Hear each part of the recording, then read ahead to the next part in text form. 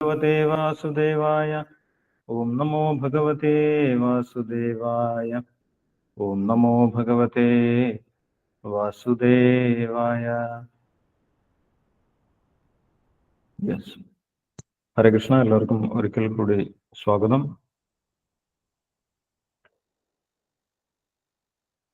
കൃഷ്ണ കൃഷ്ണ മുകുന്ദ ജനാർദ്ദന, കൃഷ്ണ ഗോവിന്ദ നാരായണ ഹരേ.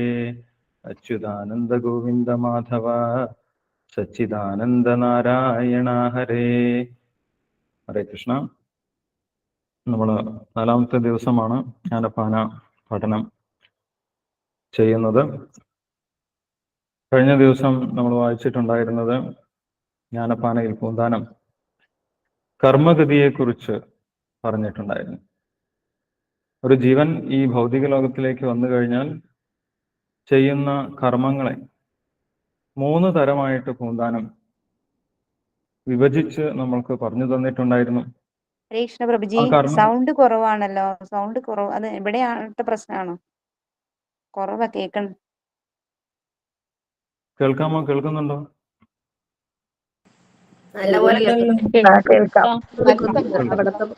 പ്രശ്നമാവും. നന്നായിട്ട്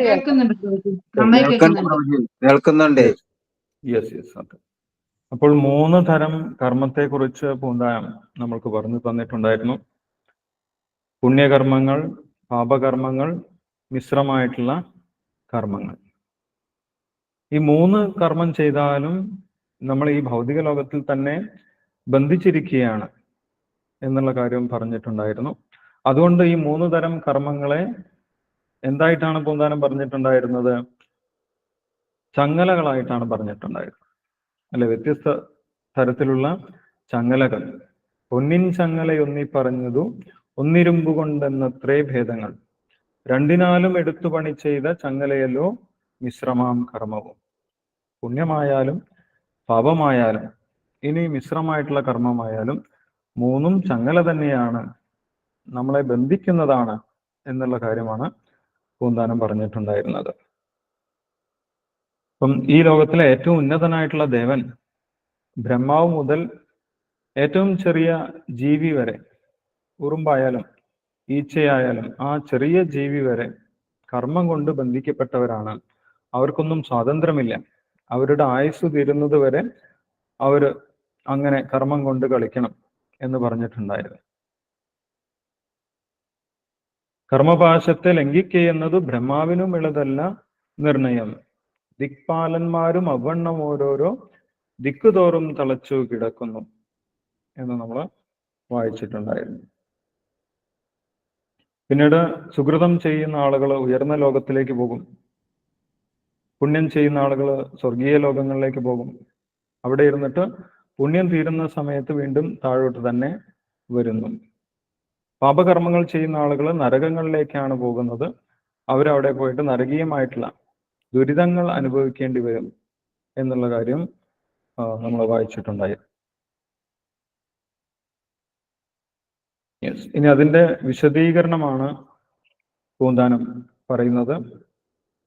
എന്തെല്ലാം തരത്തിലുള്ള ശരീരങ്ങളാണ് ഒരു ജീവന് മാറി മാറി എടുക്കേണ്ടി വരുന്നത് എന്ന് വിശദമായിട്ട് അടുത്ത ഭാഗത്ത് പറയുന്നുണ്ട്. നമ്മൾക്ക് ആ ഒരു ഭാഗം വായിക്കാം. സുരലോകത്തിൽ നിന്നൊരു ജീവൻ പോയി എന്ന് 13ാമത്തെ പദ്യത്തിൽ ആരംഭിക്കുന്നുണ്ട്. ആ ഒരു ഭാഗം വായിച്ചോളൂ. ഹരേ കൃഷ്ണ പ്രഭുജി. യെസ്, അഞ്ജലി ആൻഡ് ആരതി മദജി വായിച്ചോ. കൃഷ്ണ കൃഷ്ണ മുകുന്ദ ജനാർദ്ദന, കൃഷ്ണ ഗോവിന്ദ നാരായണ ഹരേ. അച്യുതാനന്ദ ഗോവിന്ദ മാധവ, സച്ചിദാനന്ദ നാരായണ ഹരേ. സുരലോകത്തിലിരുന്നൊരു ജീവൻ പോയി നരലോകെ മഹീസുരനാകുന്നു. ചണ്ഡകർമ്മങ്ങൾ ചെയ്തവൻ ചാകുമ്പോൾ ചണ്ഡാല കുലത്തിങ്കൾ പിറക്കുന്നു. അസുരന്മാർ സുരന്മാരായിടുന്നു, അമരന്മാർ മരങ്ങളായിടുന്നു. അജം ശത്രു ഗജമായി പിറക്കുന്നു, ഗജം തങ്കജവുമായിരുന്നു.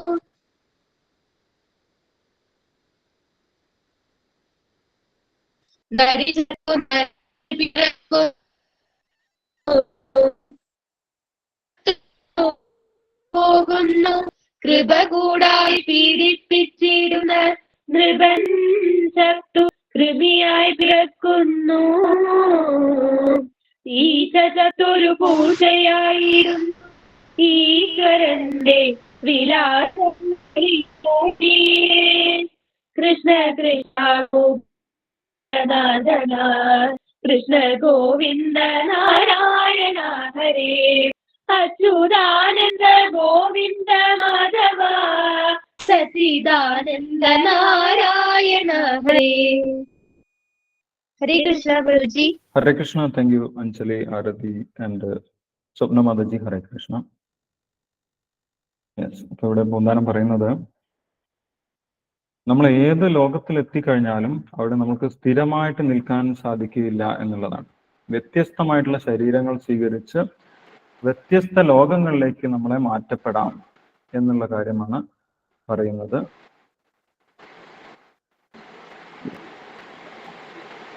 ആരെങ്കിലും മ്യൂട്ട് ചെയ്യാനുണ്ടെങ്കിൽ മ്യൂട്ട് ചെയ്ത് വെച്ചോളൂ. സുരലോകത്തിൽ നിന്നൊരു ജീവൻ പോയി നരലോകെ മഹീശ്വരനാകുന്നു. സുരലോകം എന്ന് പറയുന്നത് ദേവലോകമാണ്, സ്വർഗീയമായിട്ടുള്ള ലോകം. ആ സ്വർഗീയ ലോകത്ത് നിന്നും ചില സമയത്ത് ദേവന്മാർക്ക് വരെ ഭൂമിയിൽ വന്ന് ജനിക്കേണ്ടി വരും എന്നാണ് പറയുന്നത്. അല്ല, അതിന്റെ ഉദാഹരണങ്ങൾ നമ്മൾ പല പുരാണങ്ങളിലും നിന്നും കേട്ടിട്ടുണ്ട്. ഭീഷ്മദേവന്റെ ഉദാഹരണം അതിനുള്ളതാണ്. ഭീഷ്മദേവൻ ദേവലോകത്തിലെ ഒരു വസു ആയിരുന്നു എന്നാണ് പറയുന്നത്. അഷ്ടവസുക്കളെ കുറിച്ച് നമ്മൾ കേട്ടിട്ടുണ്ട്. അഷ്ടവസുക്കൾ എന്ന് പറഞ്ഞു കഴിഞ്ഞാൽ ഇന്ദ്രന്റെ സഹായികളാണ് അഷ്ടവസുക്കൾ, ദേവേന്ദ്രന്റെ സഹായികളാണ് അഷ്ടവസുക്കൾ. ആ അഷ്ടവസുക്കളിൽ ദ്യു എന്ന് പറയുന്ന ഒരു വസുവായിരുന്നു ഭീഷ്മദേവൻ. അദ്ദേഹത്തിന് വസിഷ്ഠന്റെ ശാപം കിട്ടിയതിന്റെ ഫലമായിട്ടാണ് ഭൂമിയിൽ മനുഷ്യനായിട്ട് ജനിക്കേണ്ടി വന്നത്. ആ ഒരു കാര്യം പൂന്താനം ഇവിടെ പറയുന്നുണ്ട്. സുരലോകങ്ങളിൽ നിന്നൊരു ജീവൻ പോയി നരലോകെ മഹീശ്വരനാകും. ഇപ്പൊ ദേവലോകത്തിലുള്ള താമസവും സ്ഥിരമായിട്ടുള്ളതല്ല, പെർമനന്റ് അല്ല എന്നാണ് പറയുന്നത്. ഏത് നിമിഷം വേണമെങ്കിലും ഭൂമിയിലേക്ക് താഴ്ന്നു വരാനുള്ള സാധ്യതയുണ്ട്, അല്ലെ? നമ്മൾ വിചാരിക്കും നമ്മൾക്ക് മനുഷ്യജന്മം കിട്ടി, ഇനി നമ്മൾ ഒരിക്കലും താഴോട്ട് പോവില്ല എന്നാണ് നമ്മൾ വിചാരിച്ചിരിക്കുന്നത്. പക്ഷെ ഇവിടെ പൂന്താനം പറയുന്നത് എന്താണ്? ദേവലോകത്ത് പോയി കഴിഞ്ഞാലും അവിടെ നിന്നും ഏത് നിമിഷവും താഴോട്ട് വരാനുള്ള സാധ്യതയുണ്ട്. ഇപ്പൊ ഭീഷ്മദേവനെ പോലെ തന്നെയാണ് വിതുരനും ദേവലോകത്തായിരുന്നു. അദ്ദേഹം യമധർമ്മ രാജാവായി, അല്ലെ? യമധർമ്മ രാജാവ് മണ്ഡൂകമുനിയുടെ ശാപം കിട്ടിയിട്ടാണ് അദ്ദേഹം മനുഷ്യനായിട്ട് ജനിക്കേണ്ടി വന്നിട്ടുള്ളത്. അദ്ദേഹത്തിന് മനുഷ്യനായിട്ട് ജനിക്കേണ്ടി വന്നിട്ടുള്ളത്. അപ്പൊ ദേവലോകത്തില് അവര് ഭയന്നാണ് കഴിയുന്നത്.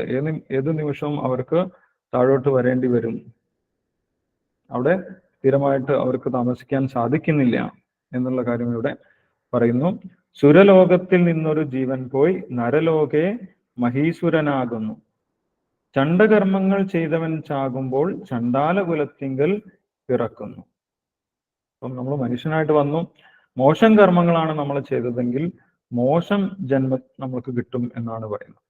ഭഗവത്ഗീതയിൽ പറയുന്നുണ്ട്, മനുഷ്യനായി പിറന്നത് കൊണ്ട് ഇനി ഒരിക്കലും നമ്മൾ താഴോട്ട് പോകില്ല എന്ന് നമ്മൾക്ക് പറയാൻ സാധിക്കില്ല. ചില ആളുകൾ അങ്ങനെ വിചാരിക്കും, മനുഷ്യനായി പിറന്നു, മരിച്ചു കഴിഞ്ഞാൽ അവർ വൈകുണ്ഠത്തിലേക്ക് പോയി, അങ്ങനെയാണ് അവർ വിചാരിക്കുന്നത്, അല്ലെ? മരിച്ചവരെ കുറിച്ച് നമ്മൾ പറയുന്നത് അങ്ങനെയാണ്, അദ്ദേഹം വൈകുണ്ഠം പോകി എന്ന് പറയും. പക്ഷെ അങ്ങനെ ഒരു ഉറപ്പുമില്ല, അങ്ങനെ ഒരു ഗ്യാരണ്ടി ആരും നൽകുന്നില്ല. ഭഗവത്ഗീതയിലും പറയുന്നത് എന്താണ്? ജഗന്യ ഗുണവൃത്തിസ്തോ അധോ ഗച്ഛന്തി താമസ.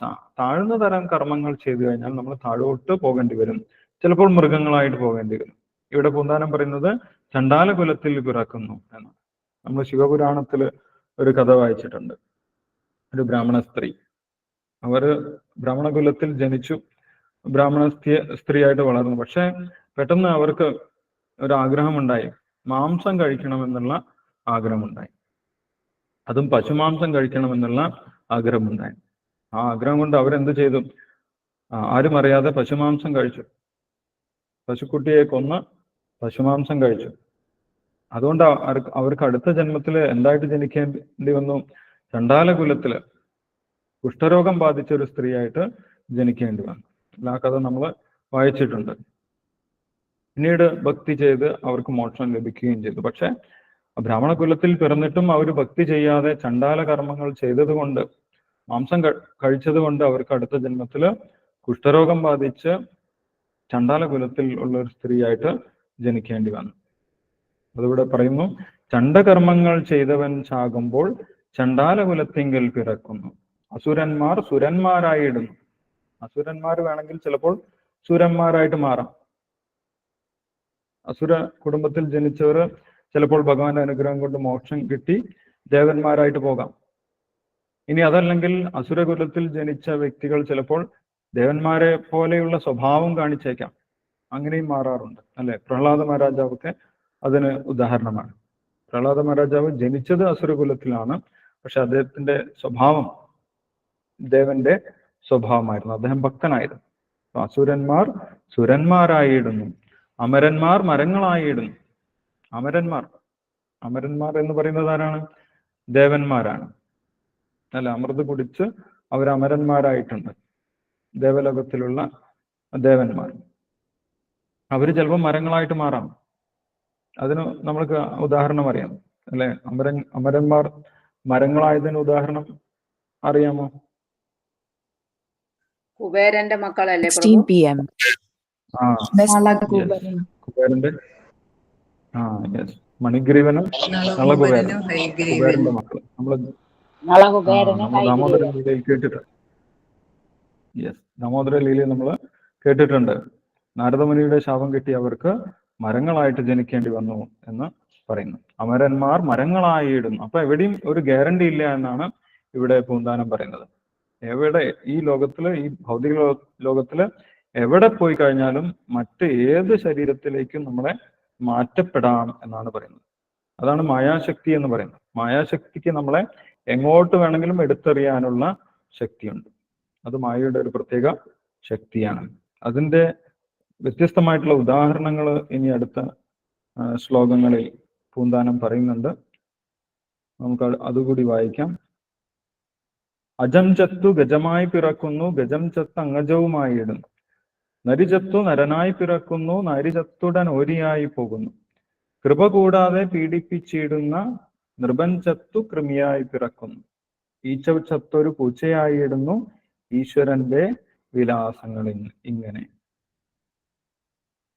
അജം ചത്തു ഗജമായി പിറക്കുന്നു എന്ന് പറയും. അജം എന്ന് പറയുന്നത് ആടാണ്, അല്ലെ? ആട് ചത്തിട്ട് വേണമെങ്കിൽ ആനയാകാം, ആ ആന തിരിച്ച് ആടുമാകാം എന്നാണ് പറയുന്നത്. ഗജം ചത്ത് അങ്ങ് അജവുമായിടും. നരി ചത്ത് നരനായി പിറക്കുന്നു. നരി വേണമെങ്കിൽ ചത്ത് നരനായിട്ട് വരാം. നാരി ചത്തുടൻ ഓരിയായി പോകും. നരി എന്ന് പറയുന്നത് സ്ത്രീയാണ്. ഓരി എന്ന് പറയുന്നത് എന്താണ്? കുറുക്കനെയാണ് ഓരി എന്ന് പറയുന്നത്. ഇങ്ങനെ വ്യത്യസ്തമായിട്ടുള്ള ശരീരങ്ങളിലേക്ക് പോകാം, ഒരു ഗ്യാരണ്ടിയും ഇല്ല എന്നാണ് പറയുന്നത്, അല്ലെ? അപ്പൊ നമ്മൾ വിചാരിച്ചതുപോലെ എല്ലാ കാര്യങ്ങളും, മനുഷ്യൻ മരിച്ച ഉടനെ നേരെ വൈകുണ്ഠ ലോകത്തിലേക്ക് പോകുന്നു എന്നാണ് നമ്മൾ സാധാരണഗതിയിൽ വിചാരിച്ചിരിക്കുന്നത്, അല്ലെ? വൈകുണ്ഠം പോകി എന്ന് പറയും. പക്ഷെ അവരെ എവിടെയാണ് യഥാർത്ഥത്തിൽ പോയിട്ടുള്ളത് എന്ന് ആരാണ് നിശ്ചയിക്കുന്നത്? കർമ്മണാ ദൈവനേത്രേണ.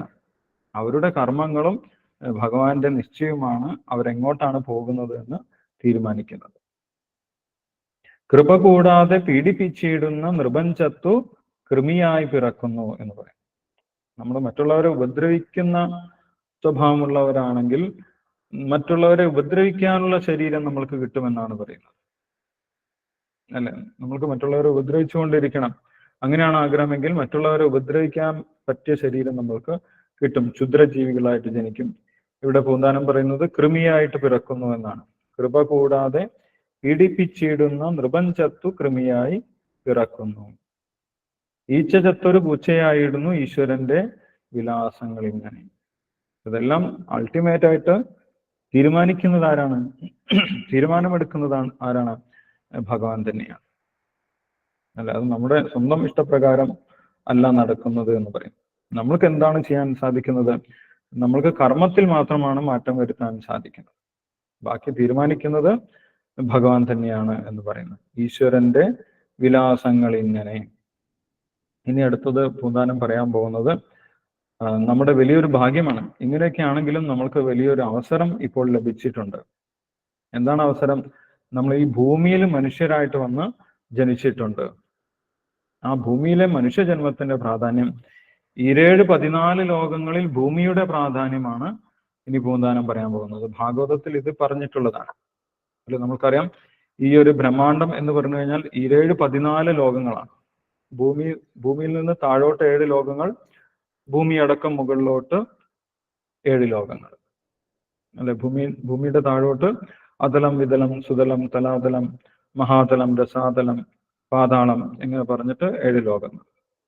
ഭൂമിയടക്കം മുകളിലേക്ക് ഭൂലോകം, ഭൂവർലോകം, സ്വർഗലോകം, മഹർലോകം, ജനലോകം, തപലോകം, സത്യലോകം എന്ന് പറഞ്ഞിട്ട് 7 ലോകങ്ങൾ മുകളിലേക്ക്. ഇതാണ് 14 ലോകങ്ങൾ എന്ന് പറയുന്നത്. ഇത് 14 ലോകങ്ങൾ എന്ന് പറഞ്ഞു കഴിഞ്ഞാൽ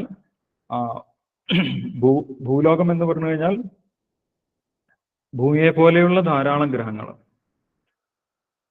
സ്വർഗലോകം എന്ന് പറഞ്ഞു കഴിഞ്ഞാൽ ഒരൊറ്റ സ്വർഗലോകമല്ല, സ്വർഗീയ ഗ്രഹങ്ങളൊക്കെയുള്ള വ്യത്യസ്തമായിട്ടുള്ള ഗ്രഹങ്ങളുള്ള ആ ലോകം. അപ്പം സ്വർഗലോകത്ത് തന്നെ ഒരുപാട് ഗ്രഹങ്ങളുണ്ട്. ഭഗവത്ഗീതയിൽ പറയുന്നുണ്ട്, തേതം ഭുക്ത്വ സ്വർഗലോകം വിശാലം എന്നാണ് പറയുന്നത്. ആ സ്വർഗലോകം വിശാലമാണ്, ധാരാളം സ്വർഗലോകങ്ങളുണ്ട് എന്നാണ് പറയുന്നത്.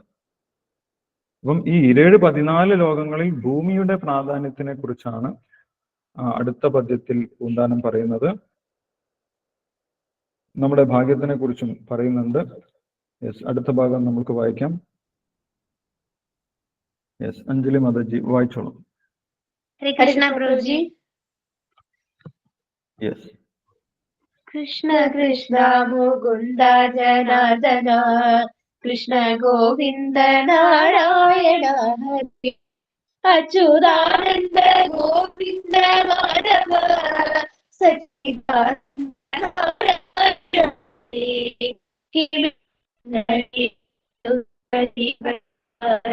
ഭൂമിയിലേറും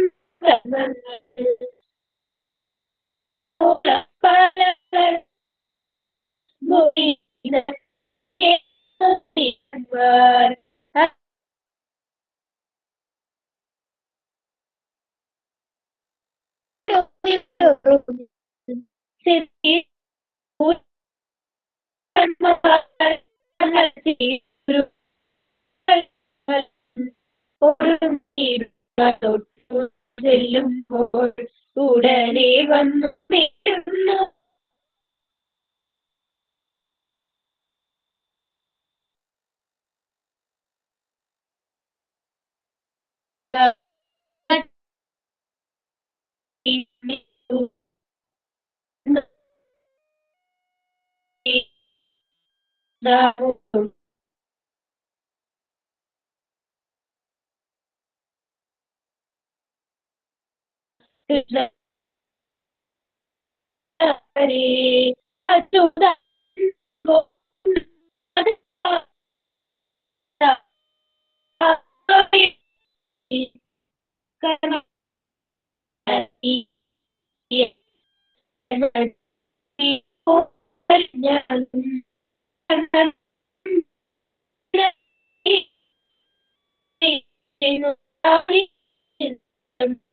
ഭക്തന്മാർക്കും ജനങ്ങൾക്കും ഹരേ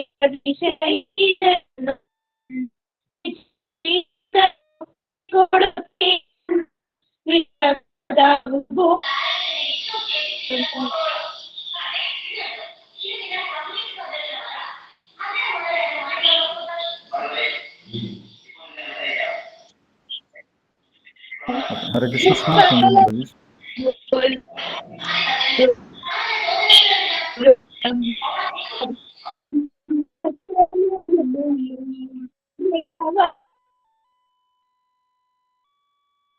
കേൾക്കുന്നില്ല പ്രഭുജി, ഒന്നും കേൾക്കുന്നില്ല പ്രഭുജി. ഒന്നും മനസ്സിലാവണില്ല. എല്ലാവരോടും ഒന്ന് മ്യൂട്ട് ചെയ്യാൻ പറഞ്ഞോളൂ പ്രഭുജി. അവിടെ ഒന്നും മനസ്സിലാവുന്നില്ല പ്രഭുജി. എല്ലാവരോടും ഒന്ന് മ്യൂട്ട് ചെയ്യാൻ പറയുന്നു പ്രഭുജി. എല്ലാവരും മ്യൂട്ട് ചെയ്ത് വെച്ചോളൂ. യെസ്, അവിടെ കുറച്ച് റേഞ്ച് കുറവായതുകൊണ്ടായിരിക്കും കേൾക്കാത്തത്. അടുത്ത ഭാഗം വായിച്ചിട്ടുള്ളത് ഭൂമിയുടെ പ്രാധാന്യം പറയുന്ന ശ്ലോകങ്ങളാണ്. കീഴ്മേൽ ഇങ്ങനെ മണ്ടുന്ന ജീവന്മാർ, 15ാമത്തെ പദ്യമാണ്. കീഴ്മേൽ ഇങ്ങനെ മണ്ടുന്ന ജീവന്മാർ ഭൂമിയിൽ നിന്നത്രേ നേടുന്നു കർമ്മങ്ങൾ. സീമയില്ലാതെ പല കർമ്മങ്ങൾ ഭൂമിയിൽ നിന്നത്രേ നേടുന്നു ജീവന്മാർ. അങ്ങനെ ചെയ്തു നേടി മരിച്ചുടൻ അന്യലോകങ്ങളിൽ ഓരോന്നിൽ ചെന്നിരുന്നു ഭുജിച്ചിട്ടു ജീവന്മാർ തങ്ങൾ ചെയ്തൊരു കർമ്മങ്ങൾ തൻഫലം. ഒടുങ്ങിയിട്ടും അതൊട്ടുനാൾ ചെല്ലുമ്പോൾ ഉടനെ വന്നു നേടുന്നു പിന്നെയും. തന്റെ ഗൃഹത്തിങ്കൽ നിന്നുടൻ കൊണ്ടുപോന്ന ധനം കൊണ്ടു നാം എല്ലാം മറ്റെങ്ങാനും ഒരിടത്തിരുന്നിട്ടു വിറ്റൂണെന്നു പറയും കണക്കിന്. രണ്ട് തരത്തിലുള്ള ഗ്രഹങ്ങളുണ്ട് എന്നാണ് പറയുന്നത്. അത് ഭൂമിക്ക് അതിൽ ഒരു പ്രത്യേകതയുണ്ട്. ഈ 14 ലോകങ്ങളിലും ഭൂമിക്ക് ഒരു പ്രത്യേകതയുണ്ട്. എന്താണ്? നമ്മൾ ഇപ്പോൾ ജീവിക്കുന്ന ഭൂലോകം, ഈ ഭൂമി കർമ്മഭൂമിയാണ് എന്നാണ് പറയുന്നത്. കർമ്മങ്ങളൊക്കെ ഉണ്ടായി വരുന്നത് ഈ ഭൂമിയിൽ നിന്നാണ്. മറ്റു ഭൂമികളൊക്കെ എന്താണ്? മറ്റു പ്ലാനറ്റ്സ് ഒക്കെ എന്താണ്? മറ്റു ഗ്രഹങ്ങളൊക്കെ, സ്വർഗലോകമായാലും ഉയർന്ന ലോകങ്ങളിലുള്ള മറ്റു ഗ്രഹങ്ങളായാലും താഴ്ന്ന ഗ്രഹങ്ങളായാലും അതൊക്കെ ഭോഗഭൂമിയായിട്ടാണ് അറിയപ്പെടുന്നത്. കർമ്മഭൂമിയായിട്ട് അറിയപ്പെടുന്നത് ഈ ഭൂമിയാണ് എന്ന് പറയുന്നു. കീഴ്മേൽ ഇങ്ങനെ മണ്ടുന്ന ജീവന്മാർ ഭൂമിയിൽ നിന്നത്രേ നേടുന്നു കർമ്മങ്ങൾ. ഇപ്പൊ നമ്മൾ നേരത്തെ പറഞ്ഞിട്ടുള്ള പുണ്യകർമ്മങ്ങൾ, പാപകർമ്മങ്ങൾ, ഇങ്ങനെയുള്ള മിശ്രമായിട്ടുള്ള കർമ്മങ്ങൾ, ഇതൊക്കെ നേടാൻ പറ്റിയ ഏറ്റവും നല്ല സ്ഥലം ഏതാണ്? ഭൂമിയാണ് എന്നാണ് പറയുന്നത്. ഇത് ഭാഗവതത്തിലും പറയുന്നുണ്ട്. സീമയില്ലാതോളം പല കർമ്മങ്ങൾ ഭൂമിയിൽ നിന്നത്രേ നേടുന്നു ജീവന്മാർ. അപ്പൊ ഭൂമിയിൽ ചെയ്ത കർമ്മങ്ങളാണ് നമ്മൾ മറ്റു ഗ്രഹങ്ങളിൽ പോയിട്ട് അനുഭവിക്കുന്നത് എന്നാണ് ഇവിടെ പറയുന്നത്. തന്റെ ഗൃഹത്തിങ്കൽ നിന്നുടൻ കൊണ്ടുപോന്ന ധനം കൊണ്ടു നാം എല്ലാം മറ്റെങ്ങാനും ഒരിടത്തിരുന്നിട്ട് വിറ്റൂണെന്ന് പറയും കണക്കിന്. ഏതുപോലെയാണ് പൂന്താനം ഉപമിക്കുന്നത്? നമ്മുടെ ജോലി ചെയ്ത്, നമ്മുടെ നാട്ടിൽ നിന്ന് നമ്മൾ ജോലി ചെയ്ത് ധനമൊക്കെ സമ്പാദിക്കും. എന്നിട്ട് എന്ത് ചെയ്യും? നമ്മൾ ആ പണം കുറച്ച് ബാലൻസ് ഉണ്ടാകുമ്പോൾ നമ്മൾ എന്ത് ചെയ്യും? വലിയൊരു ടൂറിന് പോകും, ഒരു യാത്രയ്ക്ക് പോകും. ആ യാത്രയ്ക്ക് പോയിട്ട് നാട് മുഴുവൻ ചുറ്റി സഞ്ചരിച്ച് പല ഹോട്ടലുകളിലൊക്കെ താമസിച്ച് ഭക്ഷണമൊക്കെ കഴിച്ച് അവിടെ ആ പണമൊക്കെ ചെലവഴിക്കും. ആ പണം ചെലവഴിച്ചു കഴിഞ്ഞാൽ പിന്നെ നമ്മൾക്ക് അവിടെ നിൽക്കാൻ സാധിക്കുകയില്ല. അപ്പൊ പിന്നെ നമ്മൾ എന്ത് ചെയ്യും? വീണ്ടും തിരിച്ച് നമ്മുടെ നാട്ടിലേക്ക് തന്നെ വരും. എന്നിട്ട് വീണ്ടും ധനം സമ്പാദിച്ച് തിരിച്ച് അടുത്തൊരു യാത്രയ്ക്ക് പോകും. ഇതേപോലെ തന്നെയാണ് ജീവൻ ഒരു പ്രപഞ്ചത്തിൽ പ്രവർത്തിക്കുന്നത് എന്നാണ് പറയുന്നത്. ഭൂമിയിൽ നിന്ന് എല്ലാ കർമ്മങ്ങളും നേടുന്നു. ആ കർമ്മങ്ങൾക്കനുസരിച്ച് മറ്റു ലോകങ്ങളിൽ ചുറ്റി സഞ്ചരിക്കുന്നു. ആ കർമ്മം തീരുന്ന സമയത്ത് വീണ്ടും ഭൂമിയിലേക്ക് വരും. അപ്പൊ ഭൂമിയാണ് കർമ്മത്തിന്റെയൊക്കെ ഉറവിടം എന്നിവിടെ പറഞ്ഞിരിക്കുന്നു. വിറ്റൂണെന്ന് പറയും കണക്കിന് എന്നാണ് പൂന്താനം പറയുന്നത്. അപ്പൊ നമ്മൾ ഒരു വലിയ യാത്ര ചെയ്തുകൊണ്ടിരിക്കുകയാണ്. യാത്രയ്ക്ക് പോകുമ്പോൾ നമ്മൾ പാഥേയം പാക്കറ്റിലാക്കി കുറെ ഭക്ഷണം കൊണ്ടുപോകാറുണ്ട്, അല്ലെ? അതേപോലെയാണ് നമ്മുടെ കർമ്മങ്ങളും കൊണ്ട് നമ്മൾ പോകുന്നത്. മറ്റു ലോകങ്ങളിലേക്ക് പോകും, അവിടെ പോയിട്ടിരുന്ന് ഭുജിക്കും. കൊണ്ടുപോകുന്ന ധനം കൊണ്ട് നാം എല്ലാം മറ്റെങ്ങാനും ഒരിടത്തിരുന്നു വിറ്റൂണെന്നു പറയും കണക്കിന്. വിറ്റൂണ് എന്ന് പറയുന്നത്, അതായത് വിറ്റൂൺ എന്ന് പറയുന്നത് എന്താണ്? നമ്മുടെ സമ്പത്ത് മുഴുവൻ വിറ്റിട്ട് നമ്മൾ എന്ത് ചെയ്യും? മറ്റുള്ള സ്ഥലത്ത് പോയിട്ട് എൻജോയ് ചെയ്യും. അതിനെയാണ് വിറ്റൂൺ എന്ന് പറയുന്നത്. അതേപോലെ ഭൂമിയിൽ നിന്ന് നമുക്ക് ഒരുപാട് കർമ്മങ്ങൾ നേടാൻ സാധിക്കും, പുണ്യകർമ്മങ്ങൾ നേടാൻ സാധിക്കും. അതിന്റെ ഫലമൊക്കെ മറ്റ് ഗ്രഹങ്ങളിൽ പോയിട്ട് സ്വർഗലോകങ്ങളിൽ പോയിട്ട് നമ്മൾക്ക് അനുഭവിക്കാൻ സാധിക്കും എന്ന് പറയും.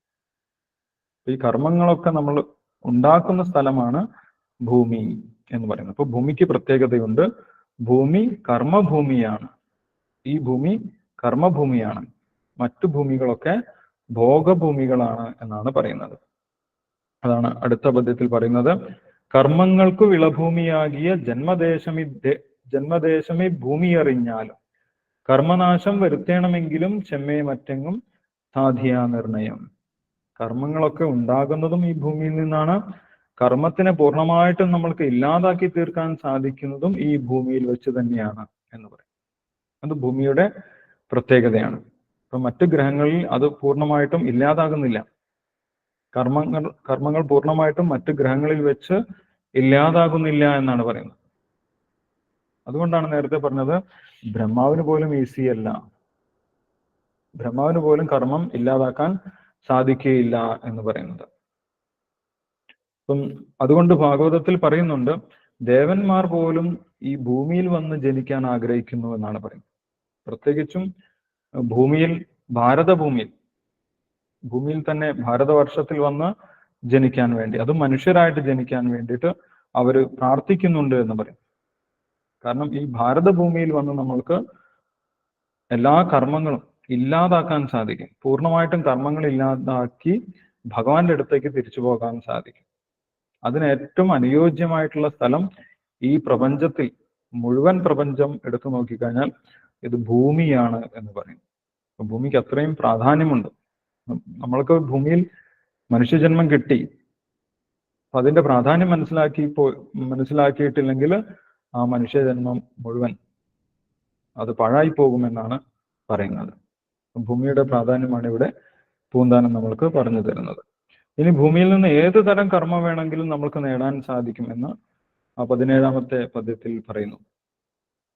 ഭക്തന്മാർക്കും മുമുക്ഷു ജനങ്ങൾക്കും ശക്തരായ വിഷയീ ജനങ്ങൾക്കും ഇച്ഛിച്ചിടുന്നതൊക്കെ കൊടുത്തിടും വിശ്വമാതാവ് ഭൂമി ശിവ ശിവ. ഭൂമിയിൽ നിന്ന് ഏത് തരം കർമ്മങ്ങൾ വേണമെങ്കിലും നമ്മൾക്ക് നേടാൻ സാധിക്കും. അത് നമ്മുടെ ആഗ്രഹമാണ്. നമ്മുടെ ഇഷ്ടമനുസരിച്ച് നമ്മൾക്ക് വ്യത്യസ്തമായിട്ടുള്ള കർമ്മങ്ങൾ ഈ ഭൂമിയിൽ നിന്ന് നേടാൻ സാധിക്കും. ഭക്തന്മാരെന്താണ് നേടുന്നത്? ഭക്തന്മാര് ഭക്തിയാണ് നേടുന്നത്, അല്ലെ? അവര് ഭക്തി കർമ്മങ്ങൾ, ഭക്തിയുമായിട്ട് ബന്ധപ്പെട്ട കർമ്മങ്ങളൊക്കെ ചെയ്യുന്നു.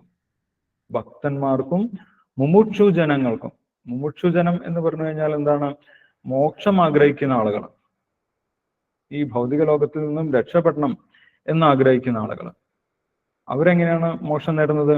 അവര് ജ്ഞാനമാർജിച്ച് മോക്ഷം നേടുകയാണ് ചെയ്യുന്നത്. അതിനും പറ്റിയ സ്ഥലം ഭൂമി തന്നെയാണ് എന്നാണ് പറയുന്നത്. ഭക്തന്മാർക്കും മുമുക്ഷു ജനങ്ങൾക്കും ശക്തരായ വിഷയീ ജനങ്ങൾക്കും. ഇനി ഇതിൽ രണ്ടിലും താല്പര്യമില്ലാത്ത ആളുകളാണെങ്കിൽ പോലും അവർക്കും ചാൻസ് ഭൂമി കൊടുക്കുന്നുണ്ട്. അവർക്ക് പുണ്യങ്ങളൊക്കെ ചെയ്ത് ഉയർന്ന ലോകങ്ങളിലേക്ക് പോകാനുള്ള അവസരം ഭൂമി ദേവി കൊടുക്കുന്നുണ്ട്. അപ്പൊ നമ്മുടെ ആഗ്രഹം എന്തായാലും വേണ്ടില്ല, നമ്മൾക്ക് ഭക്തി ചെയ്ത് കർമ്മം മുഴുവൻ ഇല്ലാതാക്കി ഭഗവാന്റെ അടുത്തേക്ക് തിരിച്ചു പോകാനാണ് ആഗ്രഹമെങ്കിൽ അതിനുള്ള എല്ലാ സാഹചര്യവും ഭൂമിയിലുണ്ട്. ഇനി നമ്മൾക്ക് മോക്ഷം മാത്രം മതിയെങ്കിൽ, ജ്ഞാനം നേടി മോക്ഷം നേടി അവസാനം ബ്രഹ്മജ്യോതിസിൽ എത്തിച്ചേരാനാണ് ആഗ്രഹമെങ്കിൽ അതിനുള്ള അവസരം ഭൂമിയിൽ തന്നെയുണ്ട്. ഇനി ഇതിലൊന്നും താല്പര്യമില്ല, നമ്മൾക്ക് പുണ്യകർമ്മങ്ങൾ ചെയ്ത് ഉയർന്ന ലോകങ്ങളിലേക്ക് പോകാനാണ് ആഗ്രഹമെങ്കിൽ അതിനുള്ള അവസരം ഭൂമിയിൽ നിന്ന് നമ്മൾക്ക് ലഭിക്കുന്നുണ്ട്. അതുകൊണ്ട് പൂന്താനം എന്താണ് പറയുന്നത്? ഇച്ഛിച്ചിടുന്നതൊക്കെ കൊടുത്തിടും. നമ്മുടെ ഇച്ഛ അനുസരിച്ച്, നമ്മുടെ ആഗ്രഹം അനുസരിച്ച് വ്യത്യസ്ത കർമ്മങ്ങൾ ചെയ്യാനുള്ള ചാൻസ് നമ്മൾക്ക് ഇവിടെ ഈ ഭൂമിയിലുണ്ട്. മറ്റുള്ള ലോകത്ത് പോയി കഴിഞ്ഞാൽ ഇങ്ങനെ വ്യത്യസ്തമായിട്ടുള്ള കർമ്മങ്ങൾ നമ്മൾക്ക് ചെയ്യാൻ സാധിക്കില്ല. നമ്മുടെ കർമ്മഫലം നമ്മൾ അവിടെ എൻജോയ് ചെയ്യുകയാണ് ചെയ്യുന്നത്.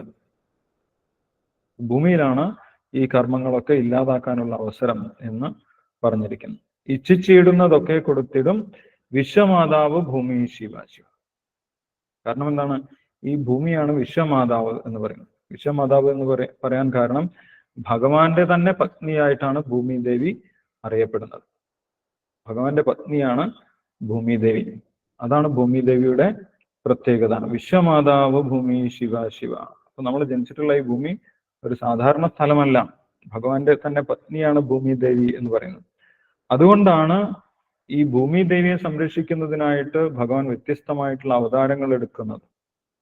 ഇവിടെ പൂന്താനം ആ കാര്യം എടുത്തു പറയുന്നുണ്ട്.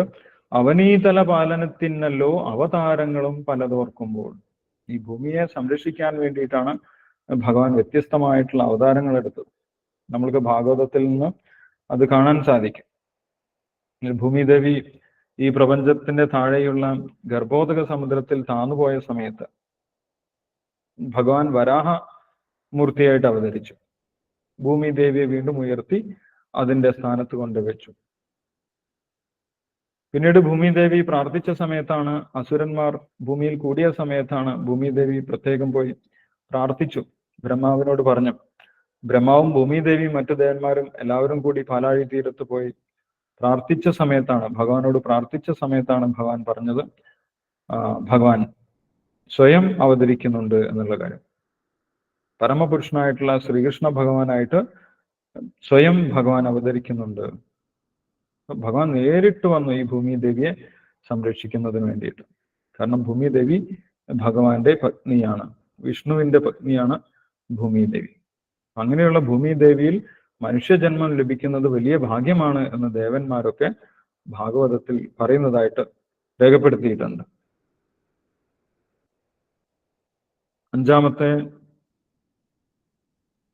സ്കന്ധത്തില് അഞ്ചാം സ്കന്ധം 19-ാമത്തെ അധ്യായം 19-ാമത്തെ ശ്ലോകം ഭൂമിദേവിയുടെ പ്രത്യേകത ഭാഗവതത്തില് പറയുന്നുണ്ട്. അവനീതല പാലനത്തിനല്ലോ അവതാരങ്ങളും പലതോർക്കുമ്പോൾ, അതുകൊണ്ട് വിശേഷിച്ചും ഭൂലോകം 14-ലും ഉത്തമമെന്നല്ലോ വേദവാദികളായ മുനികളും വേദവും ബഹുമാനിച്ചു ചൊല്ലുന്നു. ഈ 14 ലോകങ്ങളും എടുത്തു നോക്കുകയാണെങ്കിൽ അതിലേറ്റവും ഉത്തമമായിട്ടുള്ള ലോകം, കർമ്മങ്ങളൊക്കെ ഇല്ലാതാക്കി ഭഗവാന്റെ അടുത്തേക്ക് നേരിട്ട് പോകാൻ പറ്റുന്ന ലോകം ഭൂമിദേവിയാണ് എന്ന് പറയും. അതുകൊണ്ട് ദേവന്മാർക്കൊക്കെ ഈ ഭൂമിയിൽ ജനിക്കാനാണ് ആഗ്രഹം എന്നാണ് പറയുന്നത്. ഇനി അടുത്ത ഭാഗത്ത് നമ്മുടെ ഭൂമിദേവി എവിടെയാണ് നിൽക്കുന്നത്, ആ ഭൂമിദേവിയുടെ ഒരു പൊസിഷൻ പറയുന്നുണ്ട്. ഭൂമണ്ഡലത്തിനെ പൂന്താനം വർണ്ണിക്കുന്നുണ്ട്. ഭൂമണ്ഡലത്തിനെ കുറിച്ചുള്ള ഒരു ഏകദേശ ഐഡിയ നമ്മൾക്ക് ഈ ഭാഗത്തു നിന്നും ലഭിക്കും. നമ്മൾ സാധാരണ ഈ മോഡേൺ സയൻസിൽ പഠിക്കുന്ന രീതിയിലല്ല ഈ പ്രപഞ്ചത്തിനെ കുറിച്ച് ഭാഗവതത്തിൽ വർണ്ണിക്കുന്നത്. മോഡേൺ സയൻസ് ഇപ്പോഴും പഠിച്ചു വരുന്നതേ ഉള്ളൂ അല്ലെ. പക്ഷെ ഭാഗവതത്തിൽ ഈ പ്രപഞ്ചത്തിനെ 14 നിലയായിട്ടാണ് വിവരിച്ചിട്ടുള്ളത്. നേരത്തെ പറഞ്ഞതുപോലെയുള്ള 14 ലോകങ്ങൾ. അതിൽ നടുക്കുള്ള ഒരു നിലയാണ് ഈ ഭൂമണ്ഡലം എന്ന് പറയുന്നത്. ഭൂമണ്ഡലത്തിന്റെ വർണ്ണനയാണ് അടുത്ത പദ്യത്തിൽ പറയുന്നത്. അതുകൂടി വായിച്ചോളൂ.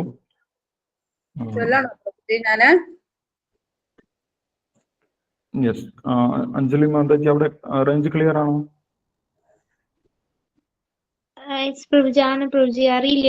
അറിയാതെ പോയതാ നെറ്റ്. ചൊല്ലിക്കോളൂ. ഹരേ കൃഷ്ണ. കൃഷ്ണ കൃഷ്ണ മുകുന്ദ ജനാർദ്ദന, കൃഷ്ണ ഗോവിന്ദ നാരായണ ഹരേ, അച്യുതാനന്ദ ഗോവിന്ദ മാധവ, സച്ചിദാനന്ദ നാരായണ ഹരേ. ലവണാംബുദി മധ്യേ വിളങ്ങുന്ന ജംബൂദ്വീപൊരു യോജന ലക്ഷവും, സപ്തദ്വീപുകളുണ്ടതിലെത്രയും ഉത്തമമെന്നു വാഴ്ത്തുന്നു പിന്നെയും.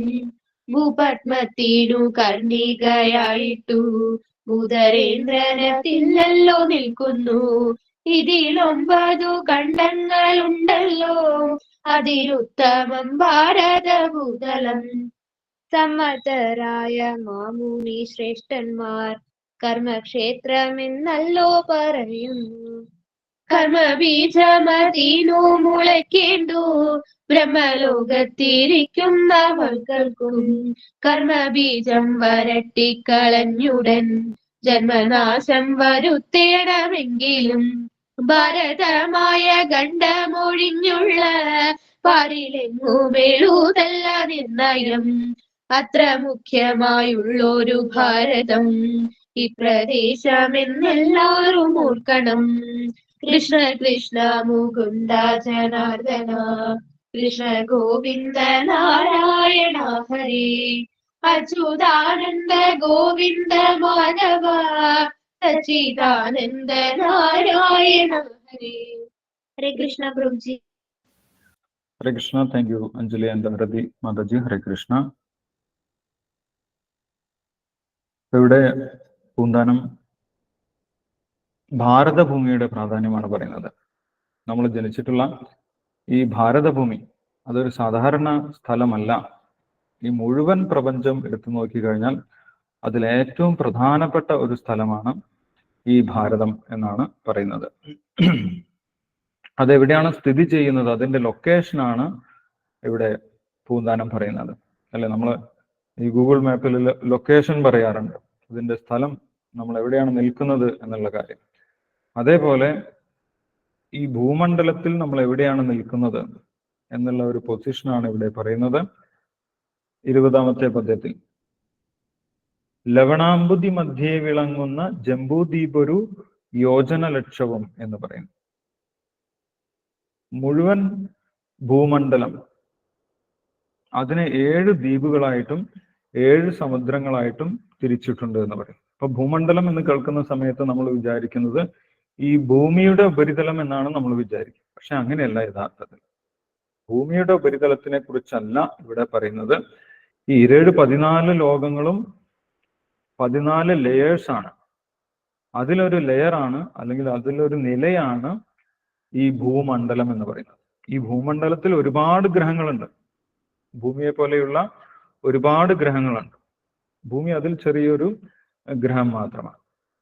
ഈ മൊത്തം ഭൂമണ്ഡലത്തിനെയാണ് അനേകം ഗ്രഹങ്ങൾ അടങ്ങുന്ന ആ ഗ്രഹങ്ങളെ നമ്മുടെ ശാസ്ത്രത്തിൽ ദ്വീപുകൾ എന്നാണ് പറയുന്നത്. അല്ലെ, ദ്വീപുകൾ എന്ന് പറയുന്നത്. കാരണം എന്താണ്? അത് വായുവിൽ അങ്ങനെ പൊങ്ങിക്കിടക്കുകയാണ്, ചുറ്റുപാടും വായുവാണ്.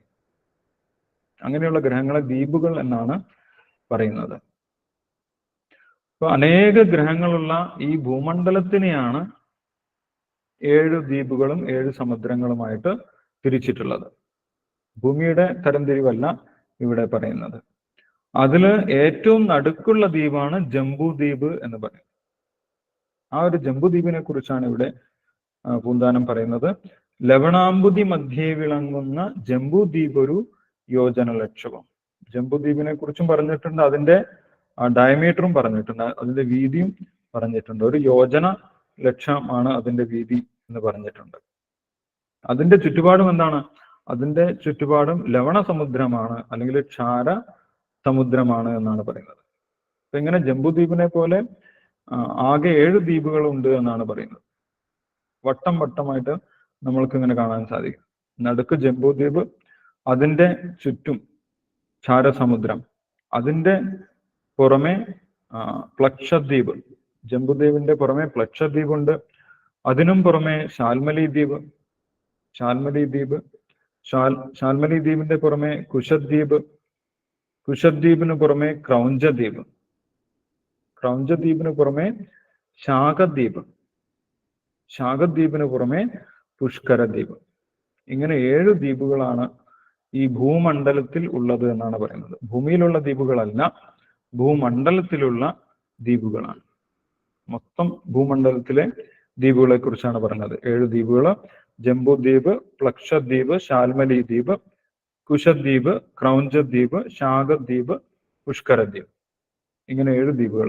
ഈ 7 ദ്വീപുകളെ 7 സമുദ്രങ്ങളാണ് വേർതിരിക്കുന്നത്. ആ 7 സമുദ്രങ്ങളുടെ പേരും ഭാഗവതത്തിൽ കൊടുത്തിട്ടുണ്ട്. ക്ഷാരസമുദ്രം, ഇക്ഷുരസ സമുദ്രം, സുരസമുദ്രം, ഘൃതസമുദ്രം, ക്ഷീരസമുദ്രം, ദഹിമന്ത സമുദ്രം, ശുദ്ധോദ സമുദ്രം എന്ന് പറഞ്ഞിട്ട് 7 സമുദ്രങ്ങളെ കുറിച്ചും പറയുന്നുണ്ട്. ഓരോന്നിലും ഓരോ തരത്തിലുള്ള ജലമാണ് എന്നാണ് പറയുന്നത്. ആ ജലത്തിനനുസരിച്ചിട്ടാണ് അതിന്റെ പേര് വന്നിട്ടുള്ളത്. ഇവിടെ ക്ഷാരസമുദ്രത്തിന്, ഭാഗവതത്തിൽ ക്ഷാരസമുദ്രം എന്ന് പറയുന്ന സമുദ്രത്തിനെയാണ് പൂന്താനം ലവണാംബുതി എന്ന് പറഞ്ഞിട്ടുള്ളത്. ലവണ സമുദ്രം, അല്ലെ, ഉപ്പ് കലർന്ന സമുദ്രം. അത് ഈ ജംബൂദ്വീപിന്റെ ചുറ്റും കാണുന്ന സമുദ്രമാണ് എന്ന് പറഞ്ഞിരിക്കും. ആ ലവണ സമുദ്രത്തിന്റെ നടുക്കാണ് നമ്മുടെ ഈ ജംബൂദ്വീപ് ഇരിക്കുന്നത് എന്ന് പറയും. ജംബൂദ്വീപിന്റെ ഒരു ഭാഗമാണ് നമ്മുടെ ഭാരതഭൂമി എന്നാണ് പറയുന്നത്. ജംബൂദ്വീപിന്റെ ഒരു ഭാഗമായിട്ടാണ് ഭാരതഭൂമി ഇരിക്കുന്നത് എന്ന് പറയും. ആ ജംബൂദ്വീപിനെ തന്നെ 9 ഖണ്ഡങ്ങളായിട്ട് വിഭജിച്ചിട്ടുണ്ട് എന്നാണ് പറയുന്നത്. 9 ഖണ്ഡങ്ങളായിട്ടാണ് ജംബൂദ്വീപിനെ വിഭജിച്ചിട്ടുള്ളത് എന്ന് പറയുന്നത്. അതും ഇവിടെ പൂന്താനം പറയുന്നുണ്ട്. ലവണാംബുതി മധ്യേ വിളങ്ങുന്ന ജംബൂദ്വീപ് ഒരു യോജന ലക്ഷവും സപ്തദ്വീപുകൾ ഉണ്ടതിൽ എത്രയും ഉത്തമമെന്ന് വാഴ്ത്തുന്നു പിന്നെയും. ഭൂപത്മത്തിനു കർണികയായിട്ട് ഭൂധരേന്ദ്രൻ അതിലല്ലോ നിൽക്കുന്നു. ആ ജംബുദ്വീപിന്റെ നടുക്കുള്ള ഒരു വലിയ പർവ്വതത്തിനെ കുറിച്ചും ഇവിടെ പൂന്താനം പറയുന്നു. മൊത്തം ഈ ഭൂമണ്ഡലത്തിനെ ഒരു താമരയോടാണ് ഉപമിച്ചിട്ടുള്ളത്. ഒരു താമര പോലെയാണ്. താമരയുടെ നടുക്ക് നമ്മൾ നോക്കിക്കഴിഞ്ഞാൽ അതിന്റെ ഒരു കർണിക നമ്മൾക്ക് കാണാൻ സാധിക്കും. താമരയുടെ നടുക്ക് അല്ല, ഒരു കോൺ ഷേപ്പിലുള്ള ഒരു ഭാഗം, ഉയർന്നു നിൽക്കുന്ന ഭാഗം, അതിനാണ് കർണിക എന്ന് പറയുന്നത്. ഭൂപത്മത്തിനു കർണികയായിട്ട് ഭൂധരേന്ദ്രൻ അതിലല്ലോ നിൽക്കുന്നു. താമരയുടെ നടുക്ക് ഉയർന്നു നിൽക്കുന്ന ഭാഗമുള്ളതുപോലെ മൊത്തം ഭൂമണ്ഡലത്തിന്റെ നടുക്ക് വലിയൊരു പർവ്വതം, അതും കോൺ ഷേപ്പിൽ തന്നെയാണ്. താമരയുടെ നടുക്ക് കോൺ ഷേപ്പിലാണ്, കോണാകൃതിയിലാണ്. അതേപോലെ തന്നെ ജംബൂദ്വീപിന്റെ നടുക്കും കോണാകൃതിയിൽ വലിയൊരു പർവ്വതം ഉയർന്ന് നിൽക്കുന്നുണ്ട്. അത് ഭൂമിയിലല്ല, ഈ ജംബൂദ്വീപിലാണ് എന്ന് പറയുന്നത്. ഭൂപത്മത്തിന് കർണികയായിട്ട് ഭൂധരേന്ദ്രൻ അതിലല്ലോ നിൽക്കുന്നു. ഭൂധരേന്ദ്രൻ എന്നിവിടെ പറയുന്നത് ആ പർവ്വതത്തിനെ കുറിച്ചാണ്. മേരുപർവ്വതം എന്നാണ് ആ പർവ്വതത്തിന്റെ പേര്. പിന്നെ മേരുപർവ്വതം അല്ല, നമ്മൾ കേട്ടിട്ടുണ്ട്. ഭഗവാൻ പറയുന്നുണ്ട്, വിഭൂതി യോഗത്തിൽ പറയുന്നു, മേരു ശിഖരിണാമഹം, പർവ്വതങ്ങളിൽ ഞാൻ മേരുപർവ്വതമാണ് എന്ന് പറയുന്നു. ആ ഉയർന്നു നിൽക്കുന്ന ജംബൂദ്വീപിന്റെ നടുക്കുള്ള കോൺ ഷേപ്പിലുള്ള പർവ്വതമാണ് മേരുപർവ്വതം എന്ന് പറയുന്നത്. ഭൂധരേന്ദ്രൻ എന്ന് പൂന്താനം പറയുന്നത് ആ മേരുപർവ്വതത്തിനെയാണ്. ഭൂപത്മത്തിനു കർണികയായിട്ടു എന്നാണ് പറയുന്നത്. മുഴുവൻ ഭൂമണ്ഡലത്തിനെ ഒരു പത്മമായിട്ട്, പത്മം എന്ന് പറഞ്ഞു കഴിഞ്ഞാൽ താമരയാണ്. ആ താമരയുടെ നടുക്ക് കർണിക, ഉയർന്നു നിൽക്കുന്ന ഭാഗം, അത് മേരുപർവ്വതമാണ്. അതിന്റെ ചുറ്റുമാണ് 9 ഖണ്ഡങ്ങൾ ഉണ്ട് എന്ന് പറഞ്ഞിട്ടുണ്ട്. ഇതിൽ 9 ഖണ്ഡങ്ങളുണ്ടല്ലോ എന്ന് പറയുന്നു. ആ ഖണ്ഡങ്ങളുടെ പേരുകളൊക്കെ ശ്രീമദ് ഭാഗവതത്തിൽ കൊടുത്തിട്ടുണ്ട്. അതിലൊരു ഖണ്ഡമാണ് നമ്മുടെ ഈ ഭാരതഖണ്ഡം എന്ന് പറയുന്നത്, അല്ലെങ്കിൽ ഭാരതവർഷം എന്ന് പറയുന്ന ഈ ഒരു ഭൂപ്രദേശം. ബാക്കി 8 ഖണ്ഡങ്ങൾ കൂടിയുണ്ട്. ജംബുദ്വീപിലുള്ള 9 ഖണ്ഡങ്ങൾ ഭാരതവർഷം, കിംപുരുഷ വർഷം, ഹരിവർഷം, കേതുമാല വർഷം, ഇലാവൃത വർഷം, ഭദ്രാശ വർഷം, രമ്യവർഷം, ഹിരൺമയ വർഷം, കുരുവർഷം എന്ന് പറഞ്ഞിട്ട് 9 ഖണ്ഡങ്ങളായിട്ട് ഈ ജംബുദ്വീപിനെ തരംതിരിച്ചിട്ടുണ്ട്. തരംതിരിക്കുന്നത് ഓരോരോ പർവ്വതങ്ങളാണ്. വ്യത്യസ്തമായിട്ടുള്ള പർവ്വതങ്ങൾ ഈ മൊത്തം ജംബുദ്വീപിനെ തരംതിരിച്ചിട്ടുണ്ട്. അതിൽ ഭാരത ഖണ്ഡമാണ് നമ്മൾ ഇരിക്കുന്ന ഈ ഒരു ഭൂപ്രദേശം എന്ന് പറയുന്നത്. ഈ ജംബുദ്വീപാണ് ഏറ്റവും ഉന്നതമായിട്ടുള്ള സ്ഥലം. അതിൽ തന്നെ ഭാരതഖണ്ഡം, ഭാരതവർഷമാണ് അതിൽ തന്നെ ഏറ്റവും പ്രധാനപ്പെട്ട സ്ഥലം എന്നാണ് ഇവിടെ പറയുന്നത്. ഇതിൽ 9 ഖണ്ഡങ്ങളുണ്ടല്ലോ, അതിൽ ഉത്തമം ഭാരതഭൂതലം എന്ന് പറയും. ശ്രീമദ് ഭാഗവതത്തില് 5-ാമത്തെ സ്കന്ധത്തിൽ 16-ാമത്തെ അധ്യായം 6-ാമത്തെ ശ്ലോകത്തിൽ ഈ ഭാരതവർഷത്തിനെ കുറിച്ച് വിശദീകരിക്കുന്നുണ്ട്. ഭാരതവർഷത്തിൽ ജനിക്കാൻ വേണ്ടിയിട്ട് എല്ലാവരും ആഗ്രഹിക്കുന്നുണ്ട് എന്ന് അവിടെ പറയുന്നു. ദേവന്മാരൊക്കെ ഭാരതവർഷത്തിൽ ജനിക്കണമെന്ന് പ്രാർത്ഥിക്കും. കാരണം എന്താണ്? വർണ്ണാശ്രമ വ്യവസ്ഥ അനുസരിച്ച് നമ്മൾക്ക് കർമ്മം ചെയ്യാൻ സാധിക്കുന്ന സ്ഥലമാണ് ഭാരതഖണ്ഡം എന്ന് പറയുന്നത്. മറ്റു ലോകങ്ങളിൽ പോയി കഴിഞ്ഞാൽ വർണ്ണാശ്രമ വ്യവസ്ഥ അവിടെ കാണാൻ സാധിക്കുകയില്ല. പക്ഷെ വർണ്ണാശ്രമ വ്യവസ്ഥ ഏറ്റവും നല്ല രീതിയിൽ നമ്മൾക്ക് ചെയ്യാൻ സാധിക്കുന്ന സ്ഥലം ഈ ഭാരതവർഷമാണ് എന്ന് പറയും. ഇപ്പൊ വർണ്ണാശ്രമ വ്യവസ്ഥ ചെയ്ത് ഭഗവാനെ തൃപ്തിപ്പെടുത്തി തിരിച്ച് ഭഗവാന്റെ അടുത്തേക്ക് പോകാനുള്ള ഏറ്റവും ചാൻസ് നമ്മൾക്ക് കിട്ടുന്നത് ഭാരതവർഷത്തിൽ ജനിക്കുമ്പോഴാണ്. അതുകൊണ്ട് ഭാരതവർഷത്തിൽ ജനിക്കാൻ വേണ്ടി ദേവന്മാരൊക്കെ പ്രാർത്ഥിക്കുന്നതായിട്ട് നമ്മൾക്ക് കാണാൻ സാധിക്കും. അത്രയും പ്രാധാന്യമാണ് ഈ ഭാരതവർഷത്തിലുള്ള ജനനം എന്ന് ഭാഗവതത്തില് പറയുന്നുണ്ട്. സമ്മതരായ മാമുനി ശ്രേഷ്ഠന്മാർ കർമ്മക്ഷേത്രം എന്നല്ലോ പറയുന്നു. കർമ്മക്ഷേത്രം, കർമ്മങ്ങൾ ഉണ്ടാക്കാനും കർമ്മത്തെ മുഴുവൻ നശിപ്പിക്കാനും പറ്റുന്ന സ്ഥലം ഈ ഭാരതവർഷമാണ് എന്ന് പറയുന്നു. അത് അടുത്ത ഭാഗത്ത് പറയുന്നുണ്ട്. കർമ്മബീജം അതിന്നു മുളയ്ക്കേണ്ടു ബ്രഹ്മലോകത്തിലിരിക്കുന്നവർക്കും കർമ്മബീജം വരട്ടിക്കളഞ്ഞുടൻ ജന്മനാശം വരുത്തേണമെങ്കിലും ഭാരതമായ ഖണ്ഡമൊഴിഞ്ഞുള്ള പാരിലെങ്ങും എളുതല്ല നിർണയം. ഈ ഭാരതത്തിൽ വരണം, ഈവൻ ബ്രഹ്മാവിന് പോലും ഭാരതത്തിൽ വരണം എന്നാണ് പറയുന്നത്, അല്ലെ? ബ്രഹ്മാവിന്റെ ലൈഫ് സ്പാനിൽ ഒരിക്കൽ ബ്രഹ്മാവ് എന്ത് ചെയ്യണം? ഈ ഒരു ഭൂമിയിൽ വന്നിട്ട് കർമ്മങ്ങളൊക്കെ തീർത്തു പോകണം. കർമ്മങ്ങൾ ചെയ്യാൻ വേണ്ടി ബ്രഹ്മാവ് പോലും ഭാരതത്തിൽ ജനിക്കുന്നുണ്ട് എന്ന് ശാസ്ത്രങ്ങളിൽ നിന്ന് നമുക്ക് മനസ്സിലാക്കാൻ സാധിക്കും. ബ്രഹ്മാവിന്റെ അവതാരമുണ്ട് ഭൂമിയിൽ. അദ്ദേഹം കർമ്മങ്ങൾ ചെയ്ത് ഭക്തി ചെയ്ത് തിരിച്ച് പോവുകയും ചെയ്തു. അപ്പോഴാണ് ബ്രഹ്മാവിന്റെ കർമ്മം പോലും ഇല്ലാതാവുന്നത്. കർമ്മബീജം വരട്ടിക്കളഞ്ഞുടൻ ജന്മനാശം വരുത്തേണമെങ്കിലും, ജന്മനാശം വരുത്തുക എന്ന് പറഞ്ഞു കഴിഞ്ഞാൽ ഇനി ഈ ഭൗതിക ലോകത്തിലേക്ക് വരണ്ടാത്ത രീതിയിൽ പൂർണ്ണമായിട്ടും ഭഗവാന്റെ അടുത്തേക്ക് തിരിച്ചു പോകണമെങ്കിലും ഏറ്റവും അനുയോജ്യമായിട്ടുള്ള സ്ഥലം ഈ ഭാരതഭൂമിയാണ് എന്ന് പറയും.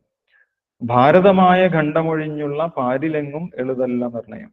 ബാക്കി എവിടെ പോയാലും ഇത്രയും ചാൻസ് നമ്മൾക്ക് കിട്ടുകയില്ല. ഭക്തിയിലെ എല്ലാ അംഗങ്ങളും നമ്മൾക്ക് ഈ ഭാരതഭൂമിയിൽ വെച്ച് ചെയ്യാൻ സാധിക്കും, അല്ലെ? 9 അംഗങ്ങളുണ്ട് ഭക്തിയിൽ.